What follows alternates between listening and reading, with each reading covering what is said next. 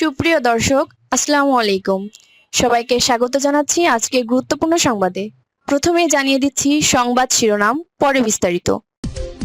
আজকের ঢাকার রাজপথ যারা দেখেছেন তারা নিশ্চয়ই বুঝতে পেরেছেন বাতাস কোন দিকে বইতে শুরু করেছে। এতদিন ইসলামী ছাত্র শিবির ছিল তুলনামূলক শান্ত, কিন্তু আজ তারা যে শোডাউন দেখালো সেটি কোনো সাধারণ মিছিল নয়। শিবিরের নেতারা পরিষ্কার ভাষায় জানিয়ে দিয়েছেন এটা শুধু একটি স্যাম্পল, মেইন পিকচার এখনও বাকি। নির্বাচন যত ঘনিয়ে আসছে রাজনীতির সমীকরণ তত দ্রুত পাল্টে যাচ্ছে। জামায়াতকে জেতাতে এবার ফুল ফোর্সে পুরোদমে মাঠে নামছে এশিয়ার সর্ববৃহৎ ছাত্র সংগঠন ইসলামী ছাত্র শিবির। আজকের এই মেগা বিশ্লেষণে আমরা দেখব কেন হঠাৎ এই বিশাল শোডাউন, কাকে বার্তা দেওয়া হলো, আর ছাত্রদল এতদিন যে আত্মতুষ্টিতে ভুগছিল একটি মিছিল কি তাদের সেই কনফিডেন্স ভেঙে দিল। ঘোষণা এসেছে সামনের টানা 10 দিন শিবির আর ঘরে বসে থাকবে না। প্রতিটি ওয়ার্ডে, প্রতিটি পাড়ায় তারা সাংগঠনিকভাবে সক্রিয় থাকবে। এটি শুধু ভোটের ক্যাম্পেইন নয়, এটি একটি রাজনৈতিক চ্যালেঞ্জ। যারা জামায়াতের ভদ্রতাকে দুর্বলতা ভেবেছিল তাদের জন্য আজকের মিছিল ছিল একটি চূড়ান্ত সতর্কবার্তা। সিদ্ধান্ত কেন নেওয়া হলো? কারণ অভিযোগ আছে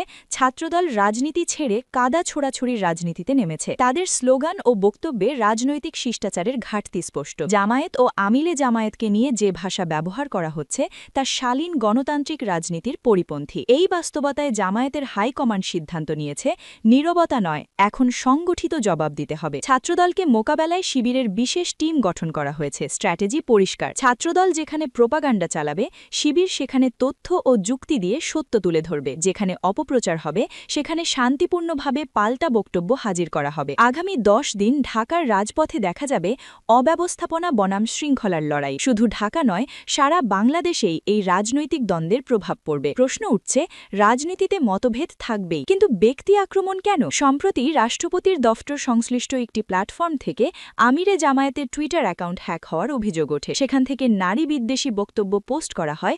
সত্যতা যাচাইয়ের আগেই ছাত্রদলের পক্ষ থেকে তীব্র প্রতিক্রিয়া, মিছিল ও সামাজিক যোগাযোগ মাধ্যমে ক্যাম্পেইন শুরু হয়। পরবর্তীতে জামায়াত পক্ষ থেকে প্রযুক্তিগতভাবে প্রমাণ দেখিয়ে জানানো হয় এটি একটি হ্যাকিং ঘটনা। কিন্তু প্রশ্ন থেকেই যায়, এই ভুল তথ্যের জন্য কি কেউ দায় স্বীকার করেছে? বরং অভিযোগ আছে এই ঘটনাকে পুঁজি করে উদ্দেশ্য প্রণোদিত প্রোপাগান্ডা চালানো হচ্ছে। এই প্রেক্ষাপটে শিবির রাজপথে নেমেছে বলে দাবি তাদের, মিথ্যার মুখোশ উন্মোচন করতে। নেতাকর্মীরা বলছেন রাজনৈতিক বিরোধিতা হতে পারে, কিন্তু ব্যক্তিগত মর্যাদা নিয়ে খেললে তার রাজনৈতিক জবাব আসবেই। বিএনপি জামায়াত দ্বন্দ্ব, ভোটের অঙ্ক কোথায়? রাজনৈতিক বিশ্লেষকদের মতে বিএনপি বুঝতে পারছে জামায়াতের ক্রমবর্ধমান প্রভাব তাদের ভোট ব্যাংকে চাপ সৃষ্টি করছে। বিশেষ করে তরুণ ও নারী ভোটারদের মধ্যে জামায়াতের সংগঠিত উপস্থিতি বিএনপির জন্য নতুন চ্যালেঞ্জ হয়ে দাঁড়িয়েছে। এই কারণেই অভিযোগ উঠছে রাজনৈতিকভাবে মোকাবেলা কঠিন দেখে চরিত্র হননের পথ বেছে নেওয়া হয়েছে। কিন্তু অনেক সময় এই কৌশলই উল্টো ফল দেয়। নারী উইং কি হয়ে উঠছে গেম চেঞ্জার? আগামী 10 দিনে মাঠে নামছে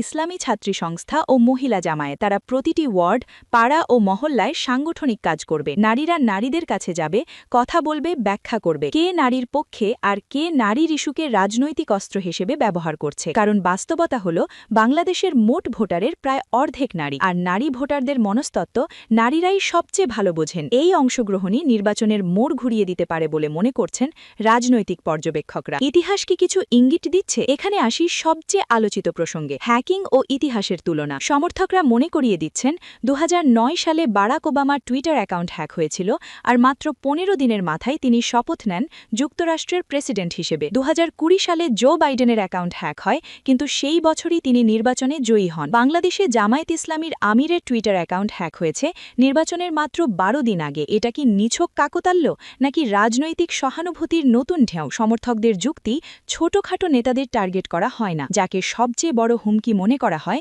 তাকেই আঘাত করার চেষ্টা চলে। আজকের এই স্যাম্পল মিছিল প্রমাণ করে জামায়াত ও তার সহযোগী সংগঠনগুলো নির্বাচনের শেষ ল্যাপে নামার জন্য প্রস্তুত। নোংরামি দিয়ে সাময়িক তালি পাওয়া যায়, কিন্তু ভোট পাওয়া যায় না, এই সত্যটাই আবার সামনে আসছে। ফয়সালা হবে রাজপথের বক্তব্যে এবং ব্যালট বাক্সে। দর্শক, আপনার কি মনে হয় এই রাজনৈতিক সমীকরণ কি সত্যিই বদলে যাচ্ছে? মতামত জানান কমেন্টে। আর এই চ্যানেলে নতুন হয়ে থাকলে সাবস্ক্রাইব করুন, বেল আইকন কি বাজিয়ে রাখুন, কারণ সামনে আসছে আরও বিশ্লেষণ, আরও ভেতরের খবর।